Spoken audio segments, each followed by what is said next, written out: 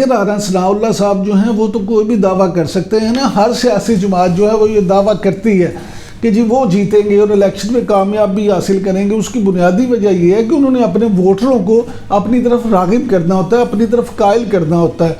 लेकिन बज़ाहिर अगर आप ऑन ग्राउंड सिचुएशन देखें तो जिस तरह से पीटीआई के उम्मीदवार उस तरह से मैदान में नहीं हैं, और अगर पीटीआई नहीं होगी तो पंजाब जो है, देखें पंजाब एक ऐसा सूबा है कि इस्लामाबाद में इक़्तिदार का रास्ता पंजाब से होके जाता है। जो भी पार्टी पंजाब में अक्सरियत हासिल करती है वही आमतौर पे वफाक में हुकूमत बनाने में कामयाब होती है।